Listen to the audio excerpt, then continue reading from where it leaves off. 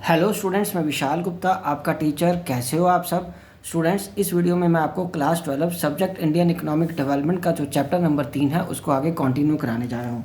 Guys, इस video में जो हम टॉपिक करेंगे वो है ट्रेड का। इस चैप्टर के जो पिछले टॉपिक हैं एग्रीकल्चर और इंडस्ट्री का, वो मेरे चैनल पे प्लेलिस्ट इंडियन इकोनॉमिक डेवलपमेंट वाले सब्जेक्ट की में चले जाइए और वहाँ से वो बाकी वीडियोज़ और पिछले चैप्टर्स देख के अपना कोर्स कंप्लीट करते रहिए। ठीक है जी, तो चलिए स्टार्ट करते हैं। Trade strategy of import substitution. Students, इसमें लिखा हुआ है कि inward looking trade strategy refers to the policy of reliance on import substitution.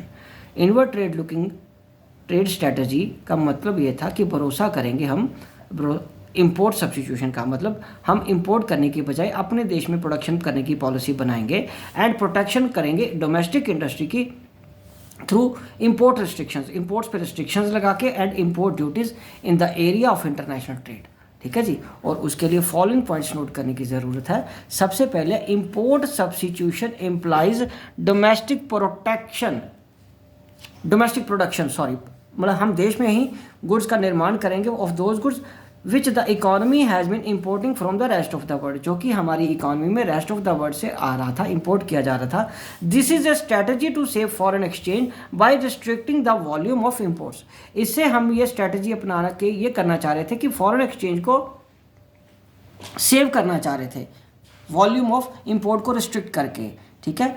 दूसरा, foreign exchange was to be utilized for the development of import, और हम फॉरेन एक्सचेंज को use करना चाहते थे development of imports like plant and machinery and technology के लिए।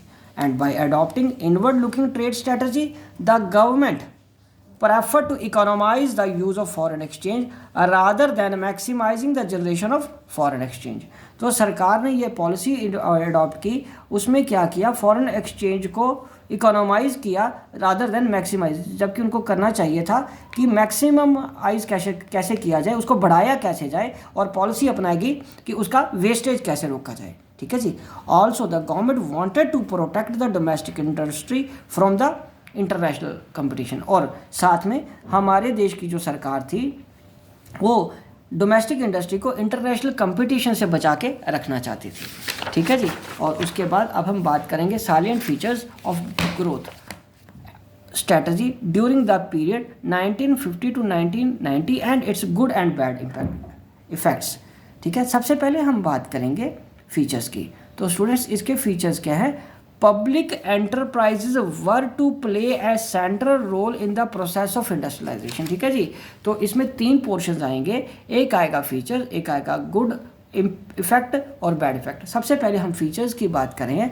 Features में वो कह रहा है कि पब्लिक एंटरप्राइजेज को एक सेंट्रल रोल प्ले करने को दिया गया in the process of industrialization, and private enterprises were to play only a secondary role in the process of industrialization under permit license Raj. Private sector को रोल दिया गया लेकिन वो सेकेंडरी रोल था, और वो भी उनको लाइसेंस लेके चलना पड़ता था, काम करना पड़ता था।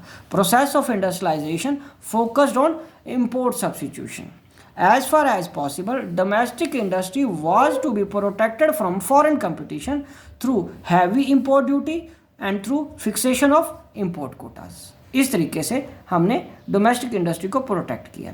और 5th पॉइंट है, लार्ज स्केल इंडस्ट्री को डेवलप किया गया with a view to building an infrastructure base in the country. और 6th पॉइंट क्या है, स्मॉल स्केल इंडस्ट्री को डेवलप किया गया with a view to achieving the objective of employment and equity. ठीक है बच्चों, चलिए अब हम आगे बढ़ते हैं। Good effects. तो इसके गुड इफेक्ट्स क्या हैं। Economic growth got a big push, GDP increased. इसका फ़ायदा ये हुआ, हमारी इकॉनमी में ग्रोथ आई और जीडीपी बढ़ी। और दूसरा, Indian industry was no longer confined merely to cotton textile. अब हमारी जो इंडस्ट्री थी सिर्फ कॉटन टेक्सटाइल और जूट तक सीमित नहीं रही, बट इट है डाइवर्स, अब ये और क्षेत्रों में भी फैल रही थी। Then sunrise industry like electronics marked its emergence in the domestic market. ठीक है जी। इलेक्ट्रॉनिक आइटम में भी हम डोमेस्टिक मार्केट में छाने लगे। ठीक है। Growth of large scale industry like Rourkela and Bhilai steel plants for projected as infrastructure shift in Indian economy. Rourkela और भिलाई के जो स्टील प्लांट थे वो बहुत इंपॉर्टेंट हो गए लार्ज स्केल के ग्रोथ के लिए, क्योंकि हमें इंफ्रास्ट्रक्चर बेस बनाना था अपने देश के लिए। Growth of SSI was made a substantial contribution in achieving the objective of growth with social justice. और growth with social justice के objective को पूरा करने के लिए हमने small scale industries को भी बढ़ावा दिया. और बच्चों इसके बैड इफेक्ट क्या रहे इस पॉलिसीज के? There was excessive dominance of public sector which was producing consumer goods like bread and shoes. बहुत ज़्यादा एक्सेसिव डोमिनेंस हो गया पब्लिक सेक्टर का, जो कि consumer goods like bread and shoes भी बना रहे थे. Public sector monopolies gradually turned out to be a dead social weight because of inefficiency, corruption, leakage and pilferage resulting in huge losses. ठीक है बच्चों. अब उसके बाद थर्ड पॉइंट है the need to obtain license for opening new firms on expanding the existing role was misuse by big industrial houses.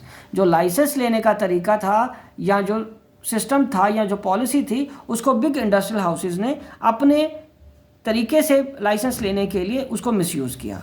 Protection of domestic industry stimulated its growth but it fail to achieve international standard. हमारी domestic industry को protect करने से growth तो हमें मिली, but हम वो international standard नहीं बना पाए प्रोडक्ट क्वालिटी का due to lack of competition, क्योंकि कंपटीशन नहीं था.